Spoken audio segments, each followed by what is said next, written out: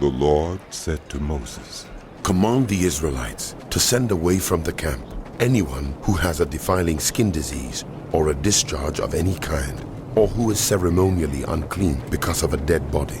Send away male and female alike. Send them outside the camp, so they will not defile their camp, where I dwell among them. The Israelites did so. They sent them outside the camp. They did just as the Lord had instructed Moses. The Lord said to Moses, Say to the Israelites, any man or woman who wrongs another in any way, and so is unfaithful to the Lord, is guilty, and must confess the sin they have committed. They must make full restitution for the wrong they have done. Add a fifth of the value to it, and give it all to the person they have wronged. But if that person has no close relative to whom restitution can be made for the wrong, the restitution belongs to the Lord, and must be given to the priest, along with the ram with which atonement is made for the wrongdoer. All the sacred contributions the Israelites bring to a priest will belong to him. All sacred gifts belong to the donors, but what they give to the priest will belong to the priest. Then the Lord said to Moses, Speak to the Israelites, and say to them, if a man's wife goes astray and is unfaithful to him, so that another man has sexual relations with her, and this is hidden from her husband, and her impurity is undetected, since there is no witness against her, and she has not been caught in the act, and if feelings of jealousy come over her husband, and he suspects his wife and she is impure, or if he is jealous and suspects her even though she is not impure, then he is to take his wife to the priest. He must also take an offering of 1/10 of an ephah of barley flour on her behalf.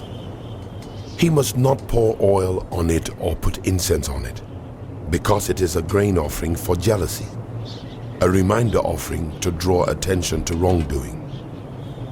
The priest shall bring her and have her stand before the Lord.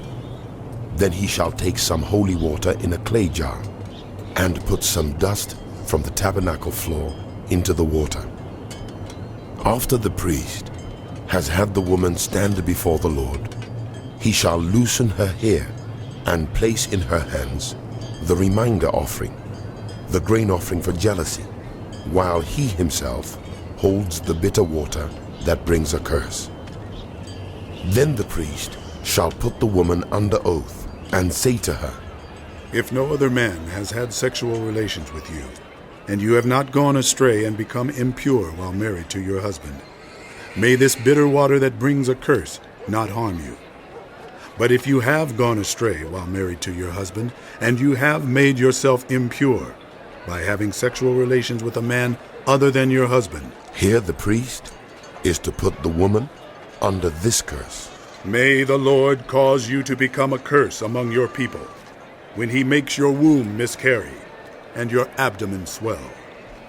May this water that brings a curse enter your body, so that your abdomen swells or your womb miscarries. Then the woman is to say, Amen. So be it. the priest is to write these curses on a scroll, and then wash them off into the bitter water. He shall make the woman drink the bitter water that brings a curse. And this water that brings a curse and causes bitter suffering will enter her. The priest is to take from her hands the grain offering for jealousy, wave it before the Lord, and bring it to the altar. The priest is then to take a handful of the grain offering as a memorial offering and burn it on the altar. After that, he is to have the woman drink the water. If she has made herself impure and been unfaithful to her husband, this will be the result. When she is made to drink the water that brings a curse and causes bitter suffering, it will enter her, her abdomen will swell, and her womb will miscarry, and she will become a curse. If, however, the woman has not made herself impure, but is clean, she will be cleared of guilt and will be able to have children. This, then, is the law of jealousy.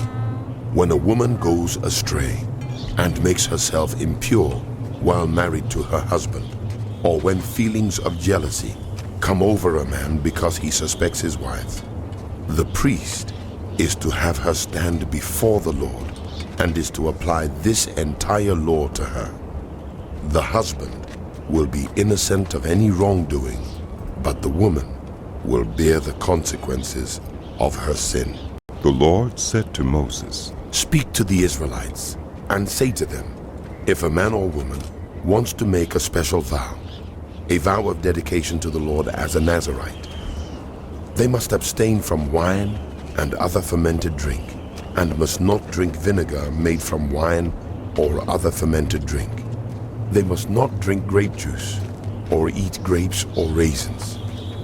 As long as they remain under their Nazarite vow, they must not eat anything that comes from the grapevine, not even the seeds or skins. During the entire period of the Nazarite's vow, no razor may be used on their head. They must be holy until the period of their dedication to the Lord is over. They must let their hair grow long. Throughout the period of their dedication to the Lord, the Nazarite must not go near a dead body. Even if their own father or mother or brother or sister dies, they must not make themselves ceremonially unclean on account of them, because the symbol of their dedication to God is on their head. Throughout the period of their dedication, they are consecrated to the Lord. If someone dies suddenly in the Nazarite's presence, thus defiling the hair that symbolizes their dedication, they must shave their head on the 7th day, the day of their cleansing. Then on the 8th day, they must bring 2 doves or 2 young pigeons to the priest at the entrance to the tent of meeting. The priest is to offer one as a sin offering and the other as a burnt offering to make atonement for the Nazarite because they sinned by being in the presence of the dead body. That same day, they are to consecrate their head again. They must rededicate themselves to the Lord for the same period of dedication, and must bring a year-old male lamb as a guilt offering. The previous days do not count, because they became defiled during their period of dedication. Now, this is the law for the Nazarite. When the period of their dedication is over, the Nazarite is to be brought to the entrance to the tent of meeting. There, they are to present their offerings to the Lord: a year-old male lamb without defect for a burnt offering, a year-old ewe lamb without defect for a sin offering, a ram without defect for a fellowship offering, together with their grain offerings and drink offerings, and a basket of bread made with the finest flour and without yeast, thick loaves with olive oil mixed in, and thin loaves brushed with olive oil. The priest is to present the Nazarite before the Lord and make the sin offering and the burnt offering. He is to present the basket of unleavened bread and is to sacrifice the ram as a fellowship offering to the Lord, together with its grain offering and drink offering. Then, at the entrance to the tent of meeting, the Nazarite must shave off the hair that symbolizes their dedication. They are to take the hair and put it in the fire that is under the sacrifice of the fellowship offering. After the Nazarite has shaved off the hair that symbolizes their dedication, the priest is to place in their hands a boiled shoulder of the ram, and 1 thick loaf and 1 thin loaf from the basket, both made without yeast. The priest shall then wave these before the Lord as a wave offering. They are holy and belong to the priest, together with the breast that was waved and the thigh that was presented. After that, the Nazarite may drink wine. This is the law of the Nazarite who vows offerings to the Lord in accordance with their dedication. In addition to whatever else they can afford, they must fulfill the vows they have made, according to the law of the Nazarite. The Lord said to Moses, Tell Aaron and his sons, this is how you are to bless the Israelites.